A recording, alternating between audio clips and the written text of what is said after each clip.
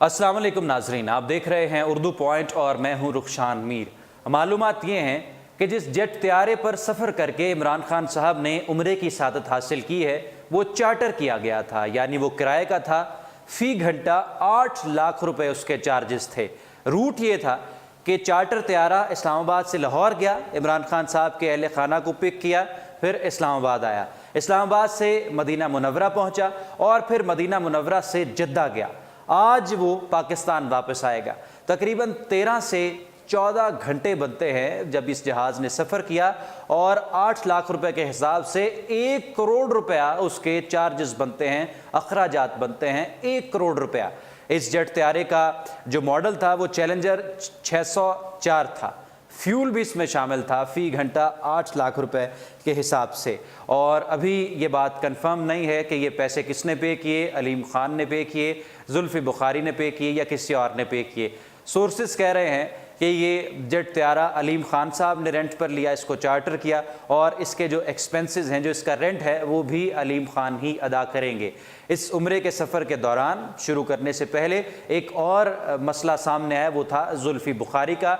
जुल्फ़ी बुखारी साहब का नाम ECL में था, ब्लैक लिस्ट में था, वो मुल्क से बाहर सफ़र नहीं कर सकते थे।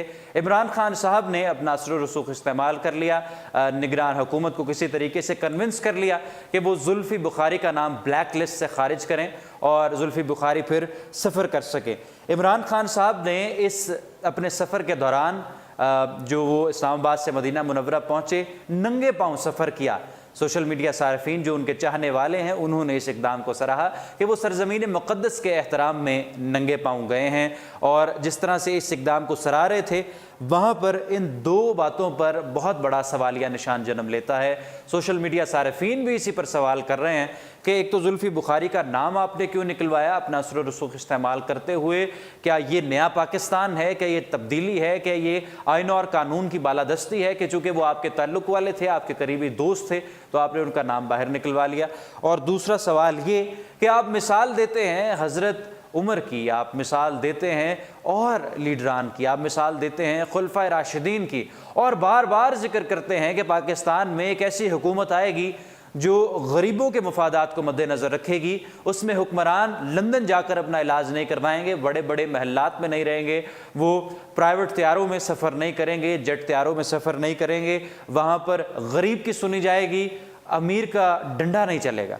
मगर जो फेल है, कौल तो ये है जो मैंने बयान किया, जो इमरान खान साहब बयान करते हैं, अगर फेल ये है कि आप अपने तल्लुक़ वालों के नाम एग्ज़िट कंट्रोल लिस्ट से, ब्लैक लिस्ट से निकलवा लेते हैं, आप सिर्फ 2 दिन के लिए अगर उम्रे पर जाते हैं तो जो सिर्फ उसका ट्रैवलिंग एक्सपेंस है, जो आपका सफ़र है, वो करोड़ रुपए आता है।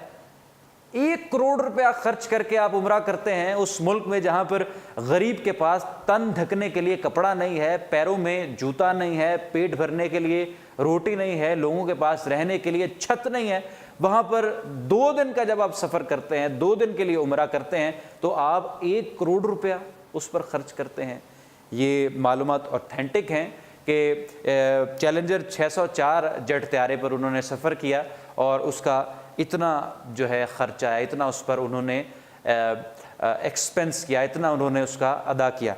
तो उस मुल्क में इतनी भारी रकम सिर्फ अपने सफ़र के लिए आप अदा करते हैं, ये बहुत बड़ा सवालिया निशान है जो सोशल मीडिया सार्फिन इस वक्त उठा रहे हैं कि ये जो कॉल और फेल में तज़ाद है जो सामने आ चुका है, इसकी इमरान खान साहब अब वजाहत करें।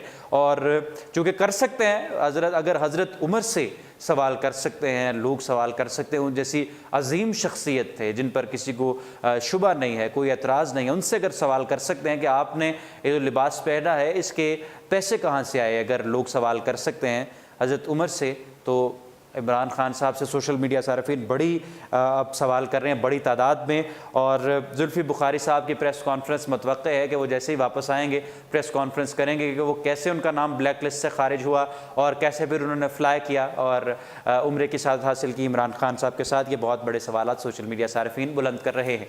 इस वीडियो को अपने दोस्तों के साथ भी शेयर कीजिए। देखते रहिए उर्दू पॉइंट। रुखशान मीर को दीजिए इजाज़त। अल्लाह हाफ़िज़।